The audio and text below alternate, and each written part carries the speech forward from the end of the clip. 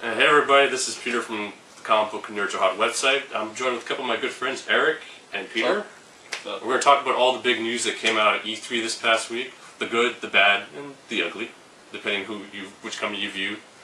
So the first thing I will talk about is the whole Xbox One controversy. Because that's really the big story. Because there isn't enough news about it already. Well, there is enough news about it already. What do you guys think about that? Well, for starters, let me just say what I think they're doing is pretty dumb, but not for like the obvious reasons. Yeah. I think like PlayStation Network, what they're doing is they were even doing this before. You have apps like Netflix, Crackle, all those entertainment apps. You don't need to have a paid subscription to do it. No. But on Xbox Live, you still require a paid subscription to access those apps. I just find it ridiculous, and they're trying to say, oh, well, we're going to be the entertainment console for all your entertainment needs, as well as video games, and it's like, oh, by the way, we're $100 more, and you have to pay us every year so you can use Netflix. Don't you want to invest in us? Yeah, especially considering that they actually have revenue coming from ad companies or product placement, actually. Xbox Live Gold is so like clustered. I have Gold on my account, and there's ads everywhere. What the fuck is up with all the ads? I pay to have ads. Well, with that being said, actually, this is actually a good move that Microsoft probably could have done if they would have, I don't know, worked out a deal or something with companies like Netflix or such. But with all the ad revenue they get from their multiple advertisement and such, they could have had I don't know, Netflix free for Xbox Gold user. You know? Yeah, right. Yeah. Netflix is on everything. If they cut a deal with one service, like, can you imagine the chaos from that? That means like how much money is Microsoft gonna have to be paying Netflix to give? Like, There's some kind of contract between those companies going on. No, the thing is, Netflix is even on the 3DS now. Well, like people would rather No, but it's like we're already paying a subscription for Xbox Live, and we're getting a crap ton of ad for product placement without counting the outside. For example, take Doritos and Mountain Dew. For the Halo 4 game. Exactly, just for that. Think of all the money they're making out of that. Well, Halo 4 wasn't that a good game. No, it wasn't that good of a game, but come the on, arguments. Don't. Okay, we're not gonna bash. You're not gonna bash. Okay, I'm just saying that, like, with all the money in product placement they made, Halo 4? I rented it. Oh, that's speaking about renting, that's like the big problem with Xbox One Anyways, games. I'm just gonna finish the point. The point is, finish your point. they're making a crap load out of money with product placement and the Xbox Live subscription. So right now, other than the good service for multiplayer, what the heck am I paying it for? The other thing is, if you look at PlayStation Network, either Plus or what they're going to do on the PS4, it's completely reversed. Like, you only need PSN Plus for premium services and for multiplayer gaming if you want to play multiplayer gaming. If you just want to have your single player games, your Netflix and your apps and all that stuff, you don't need PSN Plus. You don't need to pay for it, which proves the point that the only reason I'm paying for it on Xbox is because they know they can get more people to pay for Gold if they do it that way.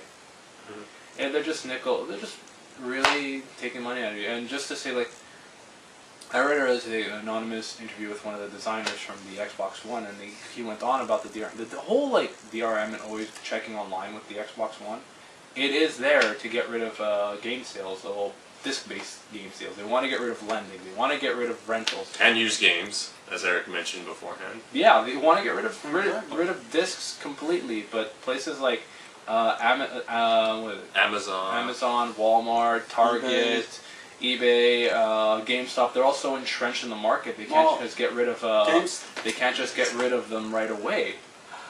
I'm in the middle of a sentence here. They can't just get rid of them right away, so they're still putting out their disc-based product, but putting out the disc-based product and putting out the DRM service on a home console is hubris, I don't know, for lack of a better word. So should the Xbox or Microsoft, should they just release digital games and just cut out all like the physical copies? Yes. If they're going towards this direction. Yeah, I'm serious. They should do that, because if you do it purely digital, that means, well, if you want to download your games, you do need an internet connection, but there's no guarantee you need the internet connection to authenticate every day. Okay. So, like Steam, you don't, right, Eric? You don't need No, once you download the game, you usually have access to an offline mode. Exactly. So if they did it purely digital, that's what they could do. You wouldn't have this whole like controversy. Oh, you have to be connected once a day to play, or your thing shuts off, and that ruins so many things. Like at the conventions we run, when we have gaming rooms, we won't be able to have any Xbox Ones. At video game tournaments, you won't be able to have any Xbox Ones. It purely defeats it. You're going to see a huge influx of PS4s because they offer that offline mode. Mm-hmm. Well, here's the thing. It's like, and this is more or less to complement your argument, actually. But the problem is they're trying to turn the Xbox One into a PC. Mm-hmm. But if I Sure. want that, if I only want digital copies, I just build myself or buy myself a new PC. Exactly. Because Steam is already offering, I don't want to sound mean, but they're offering better service at lower price. Yeah, a large selection of titles Exactly. on Steam. The difference is that a home console and a PC Are two different things. Exactly. Home consoles are built on the idea of it's a family device or it's a personal device. It's meant for simplicity. It's meant for, you have your game disc. It could be either, now you could either be digital or physical, and it's meant for ease and use. It's meant to be hooked up to your TV. It's meant to be taken on the road with you when you want it to. There you go. It's like, let's say we go camping and I want to have a backup plan in case there's bad weather or anything. I'm sorry, but if I go somewhere that doesn't have any internet connection, Xbox One, what the heck does it serve? It serves as a brick that I can't even use. Yeah, that's true. and you know, in those cases, it's a good thing there's a 360 still around, right? For now. For now. For now, but we don't know when those servers are going to go down. That's my other gripe I have with pure digital. They're not going to do this on PC because PC, you know, they'll always have patches to support older games on later machines. But right now, let's look at what the 360 is doing. There's a lot of, I have a few games on demand on my 360 right now. Looks like a lot. No, games on demand, like digital versions. I have Okay, like sorry about that. Portal 2, Gears of War, Fable 3, some other games, and my question is, what's going to happen when they stop supporting the 360 servers? I think there might be a backlash for Yeah, people that have the 360 and they don't want to get an Xbox One. Yeah, because think about it, they stopped service for Xbox, the original, but all those old... But how long did they, sorry to cut you a bit off, like how long those Xbox servers were obsolete when the 360 came out? I think they terminated the service 2-3 years ago now. Okay. Anyways, what I'm getting at is, like, let's say they decide to terminate Xbox 360 online service. Mm-hmm. Alright? Okay, I can understand not being able to play my games online anymore. But of course they'll still work offline, right? Mm-hmm. Because that's the thing, you know, sometimes I still play my old Super Nintendo, I play my old N64, my Dreamcast, I play those once in a while when I feel like it, because you know what, I have the hard disk, I have the hardware, I can play them, it's retro, people love retro games.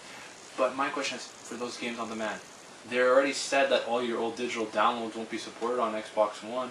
Games like Castle Crashers, Shank, Dust, like those really cool like Xbox Live Arcade games, they're gonna die along with it when they shut down their servers.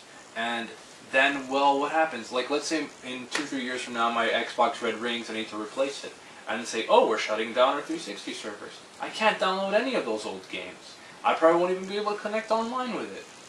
So that's my fear, because Microsoft is showing a clear disregard for that stuff. They clearly don't care. They clearly think it's backwards. Instead, they'll probably put it back up on Xbox One and make you buy it again. Yeah. So that is my fear. That's why I don't want to invest in an Xbox One, is that what happens to my old games? What happens when they decide, yeah, supporting 360 is too expensive, let's move on. Well, that leads into like the next common problem is the whole used games restriction. There's a difference, is that as long as it's a physical medium, as long as it's a disc-based medium, then it's yours to own. You're not buying a license, you're not renting it, you're owning it. Mm-hmm. See, so that is yours. So you're allowed to do whatever you want with that. We do that with movies, we do that with televisions, we do that with cars. I don't see anyone trying to get more money off of those people and use. Just the game publishers are being greedy about it. Yes, well, sir. there's just a few things you got to keep in mind also. They say you're comparing this to mediums like Films, cars, television. television and films. They do get revenue from other source after the release in the movie theater. But I do agree that the publishers really are greedy when it comes to games, because, well, let's face it. What they've been trying is they've been trying to do online passes. That didn't work out so well. But I can understand partially because, okay, so you buy the game cheaper because it's used, but, you know, we'd like some money because, you know, it's a used game. You're preventing a new sale of the game. That's kind of okay, but just let me finish. The problem with that is that they actually went into two different directions. And that one being either not being completely digital or the online passes, and they also went in the direction of DLC, and that made them a whole lot of money. Oh, I agree. And that was like that's a whole other source of revenue for them. So banning, well, the restriction for used game, I don't really understand their take on it, you know, other than just simple greed. Yeah. Well, that's the thing. DLC is a great idea. It gives you more revenue, like cheaper production values, and you can sell them at a decent price. And you can put them on specials and such. Online passes, I'm meh with them. I never had much of a gripe with them. For the most part, about my games new. But when I tend to buy it used, I would wait long enough for the price to be low enough so that when I bought the online pass, it wasn't more expensive than a new copy. That actually brings me to the point. I mean, this is something that's been going on for a few years, like, I think. But what's the price of a regular game? Like at launch? Yeah. $59. Okay. So more like 60 here, I think. Well, In Canada, here it's $60. No, it's still $59. All games release at $59, unless it's certain games. I remember some, like the Mortal Kombat game came out at $69, but they had to reduce it after a while. Okay.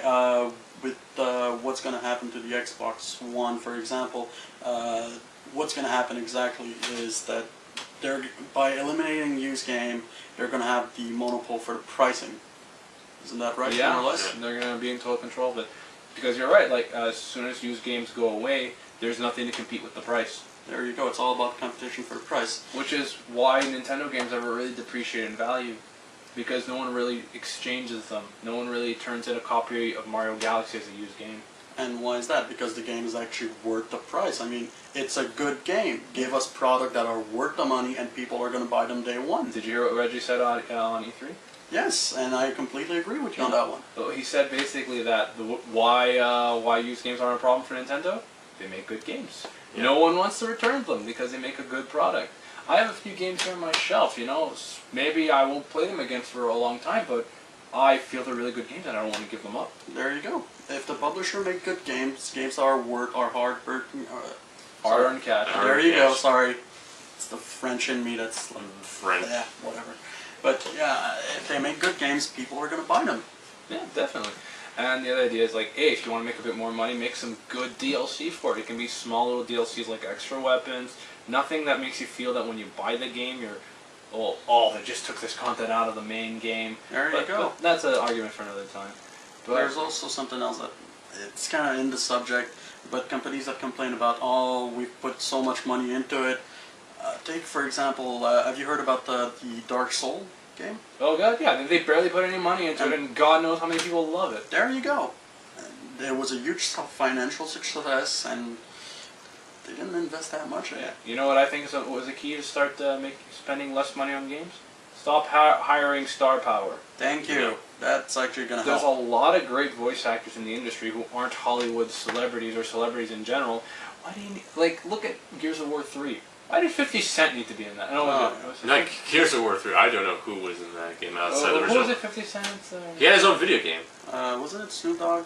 Or no, I don't know. It's just like so long ago. So. He played like a little cameo role, and they tried to make him sound all badass in like interviews, like, oh, he's a big deal, and he was there and he was gone. That chapter of the game, you know what I mean? It's like, oh yeah, we didn't need it. But it was a fun chapter, you know. It was extra gameplay. It was fun, but wow, this character was completely pointless. But it didn't progress the story along. No. It was just star powers to help sell the game, and quite frankly, that doesn't do anything except drive up their production values. My favorite part about the whole Xbox not the Xbox, the Microsoft press conference, like, yeah, we have indie developers, and like, oh look, Minecraft coming to the Xbox. I think that was the funniest thing I ever saw in my life. It's like independent publisher, yeah, the guys who do Minecraft. I think the annoyed gamer said it best: when you have more money than actual development companies, you're no longer indie. Yeah, that's true. But what positives can we take from what Microsoft had at their conference? I can think of quite a few, actually. This makes it really hard for me to choose a PS4 over an Xbox One, because I actually see Xbox One doing a lot of smart things in the new generation. Like, for starters, I like the idea of you can take your game library with you anywhere. You can access it anywhere, and the whole family thing. They even said recently that the family doesn't even have to be actual family members under your account. That it has to be people you acknowledge.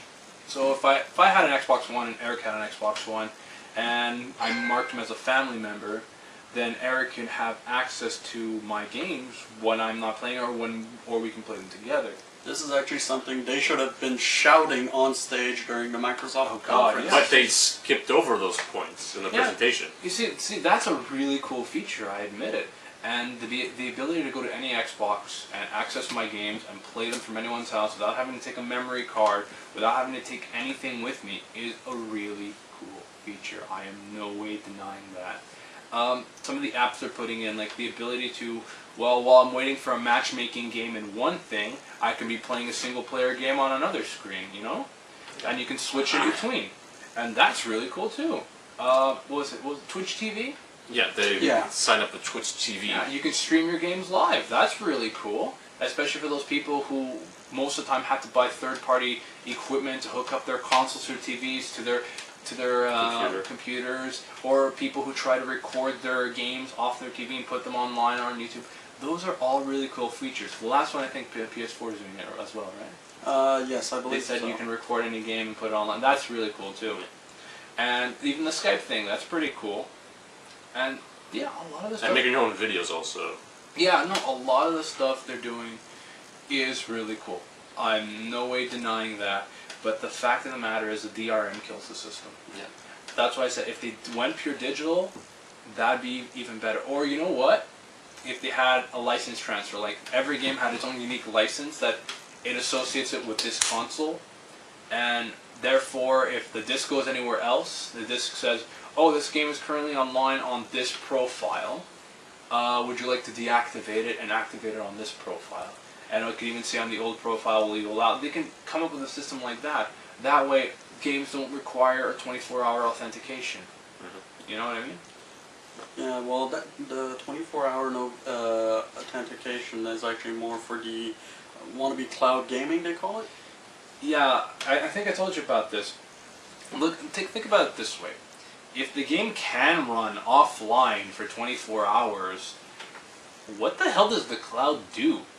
Well, apparently from what I heard, the cloud is basically, let's say you make a open world game. I'll take, for example, the Guild Wars 2. Mm-hmm. You know the concept of it? The fact is, actions within the game actually modify the whole world itself. Now, for an MMO, that's great.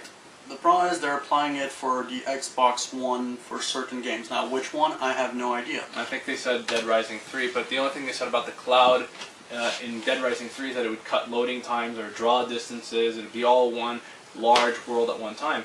But from what they're saying, it sounds like the game can still run 24 hours offline. Exactly. So it's not exactly well explained. Yeah, and not to mention the other thing, a lot of their games are still cross-platform.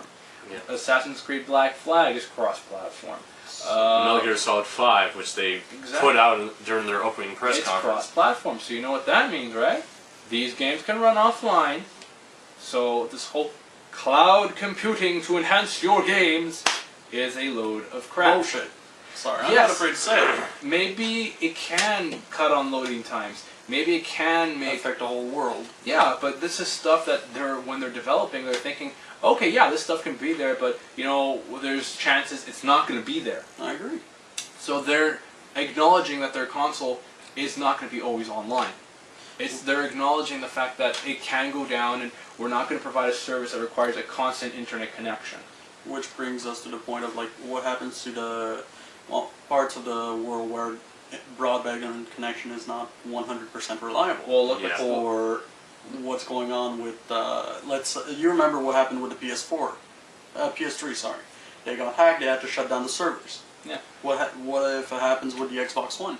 my friend's moving soon. He has to shut down his internet for a while until he gets his new internet set up. He can't play his Xbox. When you go camping, you can't play your Xbox. There you go. The fact of the matter is that this whole like cloud computing thing is just another way of saying DRM authentication. At least from our point of view right now, that's what it looks like. Yeah. I'm still giving them somewhat of a benefit of a doubt, trying to like show me what it's going to be used for. And here's how I've been explaining it to some people. Xbox is trying to go pure digital, but they're hacking one foot off while they're doing it by really restricting disc-based sales. But if you look at the PS4 on the other hand, you don't look at a push towards digital. You look at it offering two different systems. This is what I mean. You have your account, and they said all games that you buy are offered day one digital and day one disc. So, if I want to, I can have a pure digital PS4 collection.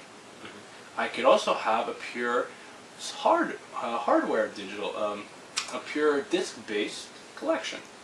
Now, there's differences. With my disc-based collection, I can share it with my friends, I can sell it, I can do whatever I want with it. With my digital collection, no, I can't resell it, no, I can't lend it, but it's always mine. It's always associated to my account. I can access those games anywhere. And with that feature, they're saying that, oh, you can start playing your game as soon as it's downloading, which is awesome. I think that's amazing. Like, don't you? Yeah. No, it's an interesting feature. Yeah, think about it. Let's say, the Infamous game comes out, and I don't feel like going to the store to pick it up. I buy it online, and I don't have to wait the God knows how many hours to download all of it. I just I'll just start playing it now. Oh, awesome! Oh, cool! I'm on God knows how much through the game, and it's 50% downloaded. That's true. That is a really cool feature, because what they're doing is they're offering both the old school version and the new school version. While Xbox is trying to go all new school, but private school, with uniforms and restrictions and all Guidelines and everything. Yeah. But before we move past Microsoft, unless you wanted to say something else. Actually, right? there's a few things I kind of want to say. It's one thing that's actually interesting about the PS4 with that double service they're offering is actually if you buy digital and it's going to be tied to your account. Let's say, I don't know, in 5 years, I'm just saying, okay, this is Not. it's not concrete or anything. Let's Not say sense, 5, 10 years they bring out a new console. Since your game's already digital, technically, unless they change a lot of the infrastructure and operating system, they could maybe, allow you to download it again on your new console. Maybe. And here's what they said for PS4, that they will be, they have a partnership with, I forget the name of the company, but their long-term plan is to have PS1, PS2, and PS3 games all streamed onto the PS4. Now, hopefully, this is just, hopeful speaking, they'll say oh, you have a digital copy of this game, or you have a hard copy of this game that you can associate a license with, well, you can stream it now for free, because you already own it. If they do something like that, I think that'd be really good. It'd be a really good push for them. It'd really show that they actually care. And Sony has really shown lately that they care and listen to what the consumer wants. Yes, because Microsoft has said, oh, we listened to you. What did they transfer again from the Xbox 360? Achievements? No, they transferred the achievements. That's it. I don't think the But nothing that matters. Yeah. Actually, when you said about the streaming of old PS1, PS2, PS3 game, something that I really was disappointed, but there's absolutely no backward compatibility in this generation. Yeah, well, with the PS4, It's understandable because the whole infrastructure and operating system's different. It's more user-friendly for the game developers. It apparently resembles a lot more to that of a PC. Yeah, that's why a lot of people had trouble developing on PS3. It was just they were pushing it too much, they were too different, and I came and bit them in the butt at the beginning. But the PS3 really came around and started to become a really good console. In the last few years, I've been seeing what they've been offering, and I kind of oh wow, I'm starting to wish I had a PS3. Just look at some of the exclusive content they offer on PS3 that you don't get on 360. Starhawk, or when you Uncharted bought 3. when you The bought Uncharted series also. Yeah. Bioshock Infinite on PS3, if I remember correctly, came with a copy of Bioshock 1, and also it got Move support. I don't know. Did it launch with those? Or I have no idea. Because I didn't get the PS3 version. We'll double check it later. But essentially, see, stuff like that is really cool. And the thing I also like what Sony's doing, they're not forcing the camera or the Move on you if you don't want it. Microsoft is... You can buy that separately. Yeah. Microsoft is shoving the Kinect down your throat. Now, I have a Kinect. I think it's fun, actually. You know, it's cool for games like Dance Central. It's cool for, you know, some voice commands. But I'll be honest with you, you play with the voice commands on the console for like 2-3 minutes, and then you're done with them. You play with the waving motion for half a minute, and you're done with it because it's just not comfortable.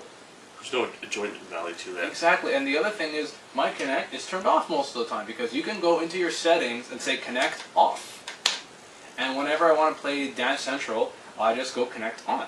It's that reminds simple. me, actually, for the Xbox One, I didn't watch the whole Microsoft conference, but other than the next Dance Central, is there really any other game for the Kinect? Kinect Sports. Okay, give me another reason why the Kinect 2.0 should be forced on it. Or there's also that other game, this Fantasia thing where you're forming shapes and all that. No, that's Project Spark, no? No, that's I'm talking about another game completely. No, but there are going to be Kinect exclusive games, obviously. Of course. But, and just look at what happened to Rise, just as an example. Rise started off as a combo Kinect controller game, or started off as a Kinect game, and they just pushed it into some weird quick time controller game because what did they realize? It failed. It didn't work well with Kinect. Kinect is a fun little thing. It's a gadget. It's a gadget for party games, and I think that's perfectly fine. You know, I like party games. You know, when you have people over, you'll put in some stupid games you can all play and make fools of yourselves. So that's a fun time, you know? There's a lot of cool online Kinect stuff for that, like Kinect Fun Labs or that one by Double Fine. It's a lot of cool ones like that. But hardcore Kinect games, like Steel Battalion. We all remember how much that failed. Yes, it did. You didn't even need to say anything beyond Steel Battalion. You just say the name and it just echoes throughout people's minds. And you know, to say a few more things. Another thing that Xbox is doing that I actually kind of like is their model with Killer Instinct. Now that one actually, I don't agree with you on that. All right, let me explain why I like it. None of us here are really good at fighting games, right? I'm kind of into fighting games. Well, we play them Not that- casually, right? Casually. We're not hardcore. Now, let's say I don't know anything about Killer Instinct, and you know what? I want to play the game. I get it, and I get the full single-player experience. That means I can play the arcade mode and get achievements. I can play the multiplayer and get achievements. I can play whatever extras they have in there, and I enjoy it fully. The only thing is I only have one character. And I don't see that bad of a problem with that, because while playing with that one character I can decide, well, do I like this game or do I not like this game? Mm-hmm. And then, as you're playing every fighting game, there's always those few characters you don't like, right?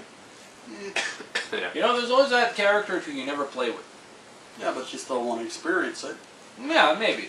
But let's say it this way. You have a chance of buying the game $60 and having everything unlocked, okay? Or you have the chance of paying $10 and only unlocking the characters you actually play with.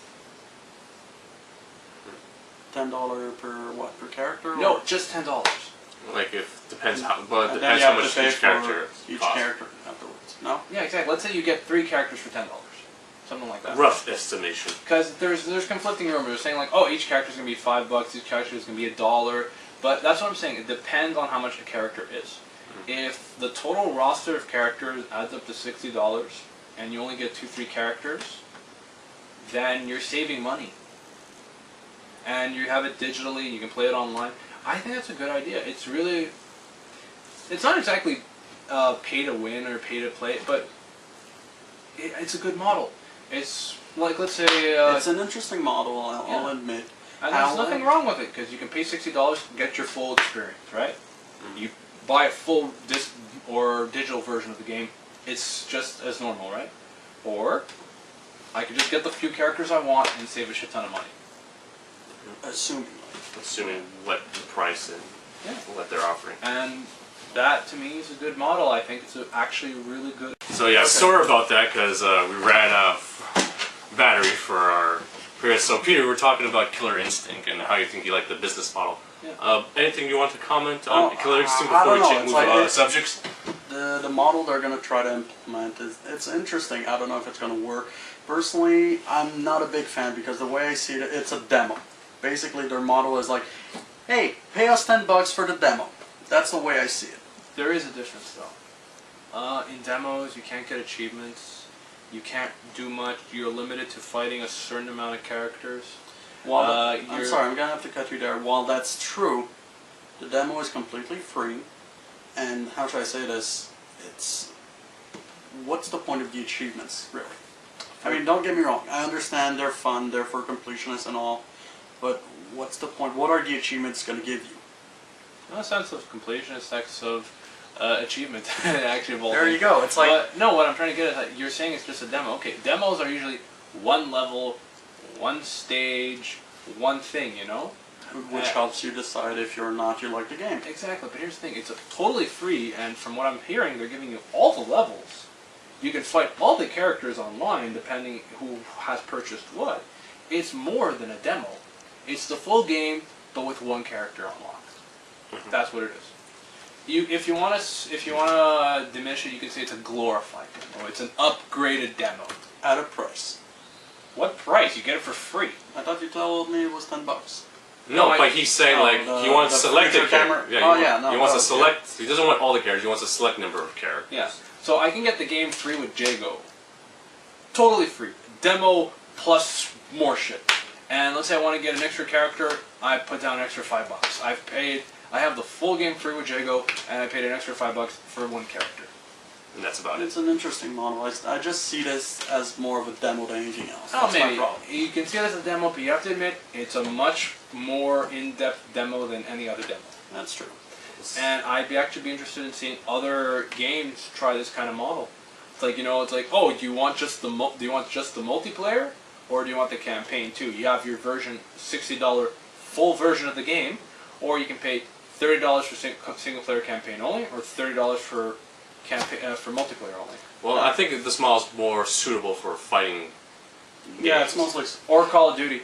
Yeah, Call of Duty. No one plays the single player. Some people play the... Everyone, yeah. No, some people play the single player, obviously. But well, a few people compared to like. It reminds me 8 more or million, less what maybe happened more. with Mass Effect 3. This is like just personal opinion. I think the multiplayer of Mass Effect 3 should have been free to play because it was a fun game, but it introduced people to the Mass Effect universe. And I don't know, since it already had a microtransaction system in it, which I believe we're going to see more microtransactions in games in the future because of the next-gen consoles. The way they did their microtransactions, at least not like, hey, you can't get these items anywhere Well, else. exactly. This is how you have to make microtransactions. Right. I disagree with you about that it should have been free to play, but we've had that conversation before. Yeah. And so, but let's just move away a bit from the Microsoft thing. But my biggest concern is the PR compared to Microsoft and Sony. Microsoft is completely not on the same page when it comes to releasing information. Microsoft is terrible at PR. But Sony's on like the same page. I'm not even just talking about gaming consoles. I'm talking about things in general. Microsoft doesn't like listening to its customers. Even Bill Gates is ashamed of how they're acting. Look at Windows 8. Everyone's complaining about Windows 8. Yep. No one wants it on their computer. It's made for tablets and cell phones. It is not made for PCs. But did you hear the news about how the Xbox One demos were running on Windows 7? Of course, because it could probably actually work on Windows 7. If they were running it on Windows 8, can you imagine like, oh fuck, next demo, oh shit, where is it? Where's the start button? Where's the start button? So let's just move away from Microsoft and talk about what games really stand out, what games we want to play. Things about the Microsoft. We talk so much about Microsoft, they should give us money. Oh no, that I completely agree with you on that one. But I just want to close off with Microsoft did a terrible job. They dig their grave. Sony rubbed it in. No, Sony just burned them badly. Okay. They took the lemon and just like squeezed it in. But yeah, basically what I want to say is what the Xbox One should have been is all those online features they're offering. They should have been options, an add-on to the game. itself. Allow an offline mode and maybe backward compatibility. That's something that I would have bought the console for. If they would have offered all that and like all the online thing being optional, it would have been a great console. But see, but it's not. What you're talking is fantasy. Exactly. We're talking about reality. But it's like you can see on the PS4, it has an offline mode, and same thing with the Wii U. There you go. Oh, actually, let's talk about Nintendo for a bit. Yeah, we have to talk about Nintendo. We're going to talk about so many stuff. So, Nintendo games. Well, let's talk about all the games that we think stood out, and we really want to, or think what games we're going to get. Well, Nintendo didn't show off any new consoles; they just showed games. So we're still on the game topic. And I can say this: I looked at what they showed for games, and I'm like, I want to get a Wii U now. Do I have to get a Wii U now? I love Super Smash Brothers, and I'm like, I'm looking forward to Bayonetta 2. Yeah, Bayonetta 2 is part of the Sega exclusive. The Xenogear game. Yes. That's really cool. They played it safe, but when I mean they played it safe because they showed all the games. They showed a new Donkey Kong, a new Mario. Aren't there enough Mario games right now? Yeah, it's like but does that mean you don't want to play them? Yeah, but they're good quality still. No, I'm not saying Mario games are bad. I'm just saying, like, at least wait a few years between Mario games. Don't put one. But it's the oversaturation of Mario. When the new Super Mario Brothers Wii came out, that was really original. It's like, oh man, I haven't played 2D Mario in forever. Oh my god, 4-player co-op. Yeah. That was really cool. It was like people hadn't seen that in a while. Then they put it on the DS, and on the DS it was fun too. Then obviously they're gonna have it as a launch title for 3DS, but now it's just feeling redundant. Yeah, it's a bit much. And even a new Donkey Kong right off the bat, right after the Wii version, right after the ported 3DS version, a new one from Retro Studios. I think Retro Studios could have done a better job with a new Metroid game. Not from the Prime, from the Prime series, not from what was the last one? I don't remember. Metroid Other M. Yes. Yeah, Other M. Wasn't that Team Ninja or Ninja Theory or something? I don't think it was. Was it really Ninja Theory? I believe so. Other M really ruined the franchise. But let's talk about what games really stand out. Like one of my friends mentioned, like the console wars is over because Mega Man's in Super Smash Brothers for the Wii U. Well, that's gonna sell some extra Wii's, obviously. Yeah, from the Capcom fanboys. I'm actually looking forward for the next Super Smash Brothers for one character. Wii Fitness character? Of course! Well, her push-ups and crunches will just like destroy people on screen. And her special moves are like kind of like Power Rangers level special moves. If you think about it. The Wii Fit trainer, I am thankful for that trainer. Just for the few seconds where you saw Mario, Link, and Kirby doing yoga. Oh yeah. And like they're just it's like real people doing yoga. They're like fidgeting. And then she just does her like palm thrust. No, she's an interesting new character. It's an interesting character. She's not creepy like the villager from Animal Crossing. Oh yeah. He looks like a stalker right there. And you know what? But when I stop and think about it, when the only new characters are villager and there's gonna be more now. No. But let me finish. And Wii Fit Trainer, I actually stopped to think. Who are other new Nintendo characters that arrived from the Wii generation? But I'm kind of thinking we might see like Japanese only games might show up in the eventually. I think there was a leak saying that the main character from the Wonderful 101 is going to be there. And of course, we're going to have Captain Falcon and all the old staples. Maybe Roy and Marth. Actually, you know what? I think we're due for a new F-Zero game. Yeah. A good. Maybe Bayonetta will show up in Smash Brothers. No, she's a Sega character. She's a Sega character, but Sonic appeared, so I maybe think they're more likely to bring Sonic back than the arcade Bayonetta. But Bayonetta 2 looks like a great game. I agree. And it's just one of those platinum games at their best. Yeah, Bayonetta looks like a lot of fun. I'm not going to deny that. But for other console games? Let's look at all the others, including PC. What games stood out that we need to talk about? People should check out. What I do need to talk about is the 3DS lineup. Yeah, Nintendo's 3DS Pokemon X and Y. A new Link to the Past game, Yoshi's Island 2, some Luigi special games. The 3DS has a killer lineup. Exactly. They played it. The Nintendo played it safe, but they played it very well. Yeah. They're not taking a risk of bringing out a new console or announcing that they're working on new hardware. and when the new console generation is coming. Yeah. Mm-hmm. So that's actually a good move, I find. But if we're going to talk about console games next, I think there's two games, for me, that stole the show. Do tell. Final Fantasy 15 and Kingdom Hearts 3. Yes. I don't care if they're going to be 2 years from now or 3 years from now. The very fact that I know Kingdom Hearts 3 is now in development makes me giddy. Yes, I am a grown man and I want to play a game with Disney characters. But Final Fantasy 15 looks great. It's like complete God. departure from the last 5 games. I think the last good FF game was probably 9. That's up for debate. That's up for debate. But 10 and 10-2 were good. They were good. Yeah, I'm not going to say anything. You're not going to say anything, but Yeah. Final Fantasy 15 looks breathtaking. The trailer looked awesome. The gameplay is brand new. It's not gonna. It's just one continuing battle. What they're doing is they're departing from the RPG style and making it a more like flow motion, real time, but with RPG elements, and it's kind of like a mix of what Kingdom Hearts does. And I really like that battle system, and I really want to see more of it. And looks like it can be a lot of fun. You know, call me old-fashioned, but I'd kind of like a return to the source, like turn-based RPG, or take for example Final Fantasy 7 and 6. Yeah, but I think Square Enix has shown us they forgot how to do turn-based with Final Fantasy 13. Mm-hmm. That's true. You know, I love my turn-based games, don't get me wrong, but I wouldn't mind seeing a little bit something different from Square, but I also don't mind seeing good turn-based. Actually, Final Fantasy 13-3 doesn't look too bad. Yeah. Yeah. When you compare it to 13-1 and 13-2. That's up in the air. What games stood up for you, Eric, that you really want to check out Well, from The this first year? game, this actually sounds really weird coming from me. I'm not an EA fan or anything, but I'm actually looking forward to Titanfall. Yes. It's actually the first-person shooter I'm actually looking forward to ever since Borderlands. Well, here's the question. Didn't they say that that game is multiplayer only? Yeah, I believe so. That's going to be interesting. Because MAG kind of failed, didn't it? Yeah, but I'm more interested in all the mechanic Titanfall's offering. The fact that you can actually call down your mech, which offers you a whole different type of gameplay.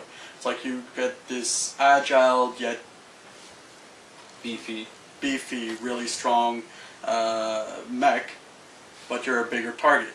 While you can also play the role of infantry, which got a jetpack, which offers a lot more mobility, sneak into a small place, and you can still like try to hijack a mech. Oh yeah, and I'm hearing rumors that it's just a timed exclusive, which... It's coming on PC, so I'm getting on PC anyway. Oh yeah, I'm saying like it's going to come... right now they're saying 360 and Xbox One, but I wouldn't be surprised if a year or two from now it launches on PS4. I agree. Like I don't even mind because I can get it on 360 or I can get it on PC if I really want to play it. But I'm just saying, I wouldn't put it in the exclusive category as of yet. Just give it a year. Any other games stuck out for you, Eric? Of course. Plants vs. Zombie. Garden Warfare. That's a game I'm looking forward to. The first one was, although it was a tower defense game, it was made for smartphone and tablets. The game was great. It was a small tower defense game that I love. Seeing how it evolved from tower defense to, I guess you can call it horde mode, and it looks great. I mean, there's still fun, strategy yeah. elements to it, and maybe even some RPG elements, I think. And don't forget, that game is funny. Exactly, the humor in it's amazing. It's just like spoofing on Call of Duty and Battlefield. Yes. What about you, Peter? Any A couple games really stood out for me is basically Batman Arkham Origins. yeah. Oranges? Origins, yes, I fucked it up at Origins. That's fine. Move on. What else? Yeah, there should be oranges in that game too. Metal Gear Solid 5, I know Kojima doesn't quit, which he's going to do another. I'm guaranteed there's going to be like a Metal Gear Solid 6 in the pipeline. Every game is like his last game. Final Fantasy 15 is a must, because it looks like it's going to be a new game changer for Square. And pretty much Thief that's coming out. Yes, Thief actually looks amazing. It looks amazing. I remember hearing a lot of good reviews from the I know some series. people who are actually testing that game, but I don't want to mention any names and get them in trouble. They know who they are, so... Yeah, Thief looks like a great game.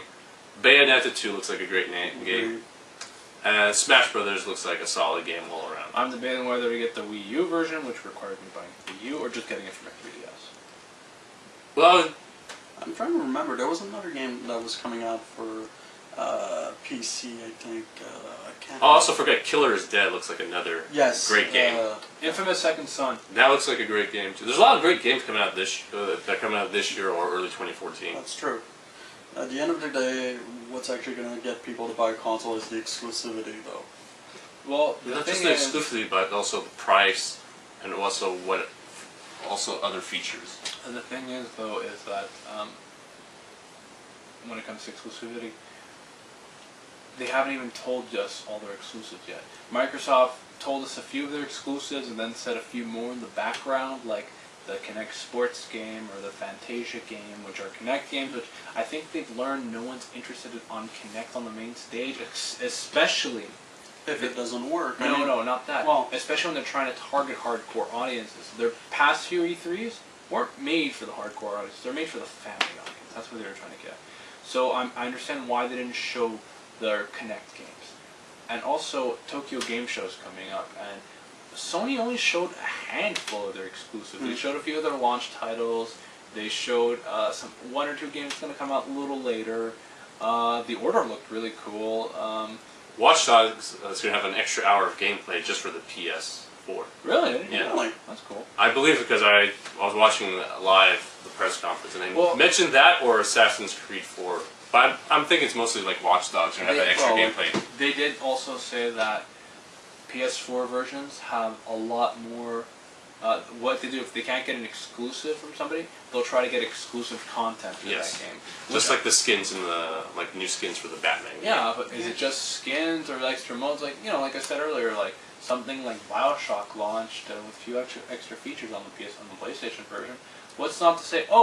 When Kingdom Hearts 3 comes out on PS4, you get your own digital copy of Kingdom Hearts 1.5 Remix. Something like that. That'd be pretty cool. I'd totally buy that. And that's what. And they're also saying that they have 20 exclusive titles in development that should launch within the first year. So, right? Most of it probably through their own publishing, like games like through Sucker Punch, like Second Son, Infamous Second Son, and so maybe Naughty Dog has a game or two. I'm assuming we should see more Sony exclusives at Tokyo Game Show, which is more their hometown. Yeah, that's true. And yeah, that should be very interesting to see. I want to see what other games are coming out from them because, some of their games look cool. Knack looks okay. They have Drive Club and Gran Turismo. Gran Turismo 6, not Morza. Was that racing Drive game? Club. Forza Motorsport Forza. is Xbox. I can't believe the guys from Forza had the car on stage. What was their other launch title for PS1? I'm trying to remember. I know something that was really interesting. I don't know if it's going to be a launch title for the Xbox One. It's Project Spark. Yeah, that's like that indie game. That looked interesting. That really does look interesting. It has a lot of possibilities. It's Minecraft but evolved. Yeah, and also Destiny's going to be coming out for... Yes. Destiny? That's actually the other game I'm looking forward to. Because Bungie is coming back with a vengeance. Destiny looks like Borderlands, but with more. Yeah. And a deeper story. Deeper story, less comic relief. I like the comic relief. I know, it looks like it's meant to be taken more serious. It's in the same vein of the Halo franchise, but they're forging their own brand new story. Yeah. Anything you have to add before we end this video off, guys? Well, there's one thing, and it's maybe it's nitpicking. At least I hope it's nitpicking. I know you and I had a talk about it, but it's about Sony and the used game. They're on their first-party publishers. There's absolutely going to be no DRM, no restriction whatsoever. However, they were clear about, well, we are not going to force third-party developers to remove any sort of DRM or restriction. And that's the only thing that has me a bit worried. And like I said, it's nitpicking. Maybe I am paranoid. I don't know. Let me just finish. I know it's because Microsoft is introducing used game. You can sell them at authorized sellers. Goodbye Game Buzz. Yeah, for example. But what that means is also that because of that, they're more or less installing an infrastructure for that, and game publishers might be tempted to go that direction also. Even for the PS4. I think that's been all blown out of proportion. I think maybe it I is. think when in that interview, Jack Truncheon, like he just used the incorrect language. I think what he was referring more to was multiplayer options and online passes type of thing. I think it's going to be business as usual as it is right now on the PS3. I think what everyone's doing with that story is blowing it out of proportion to get more views, cause more controversy, to get more attention to themselves. Honestly, I'm not going to even feed that. I think it's really been blown out of proportion. Only time will tell. Yeah, we'll see with more information coming up. When the console gets out, we'll see. The PS4 has an official release date. Yeah. So, and, if I'm going to say one last thing, I think Xbox really needs to change a few policies around. I agree. I think the constant checking connection is a bad idea. It's going to come and bite them in the ass. Because even... It already did with all the bad press they received. No, that's not just it. Like, can you imagine people who go buy the Xbox One, they're not fully informed on the product, they buy it for their kids, and then like, why isn't this thing fucking running? Why am I having all these problems with it? They're going to be pissed. It's going to come out in the long run. And Microsoft has shown they don't care, but people are going to vote with their wallets. If they see the Xbox One is not a product that people like, I hope they change some of their policies. And I'm also hoping that when Kingdom Hearts 3 comes out, it's going to be bundled with the PS4, so I can buy it all in one shot. and for you, Eric? Nothing really else to say. I mean, I was kind of disappointed I was really disappointed by Microsoft. Sony, I like their product, I just don't like all of their policies from past experience.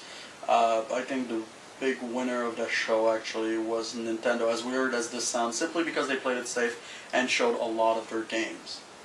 Other than that, I'm just looking forward to Titan Falls, Garden Warfare, Plants vs. Zombie, and Destiny. Besides that, there's nothing really else that caught my eye.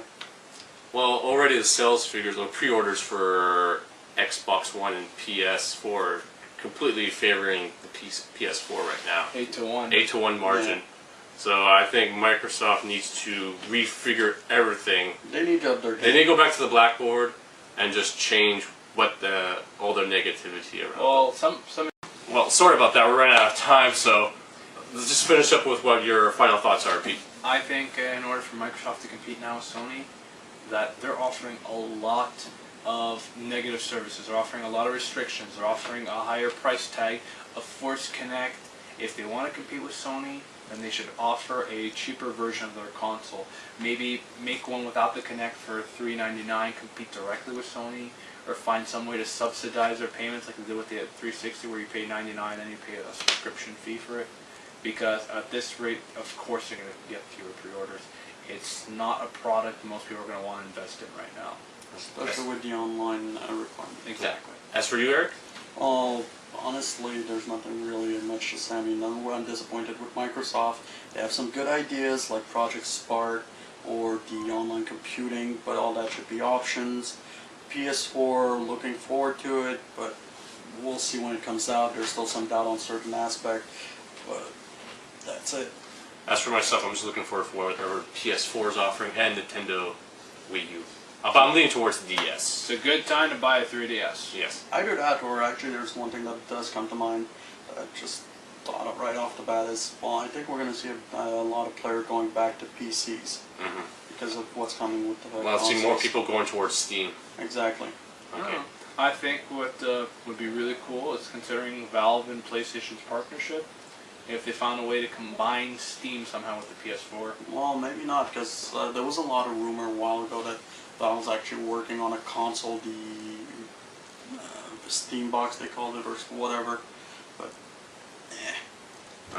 Well, that's all the time we have for our E3 wrap-up. This is Peter from Comic Book Nerds Are Hot with my good friends Eric and Peter. Hopefully we can do another video when launch date comes out, or maybe another video game talk in the future. hopefully something not as chaotic. Yeah, but also, do you guys want to promote anything before we end this video? No, I'm good. Okay. So, we'll see you in the next video, guys. Take care.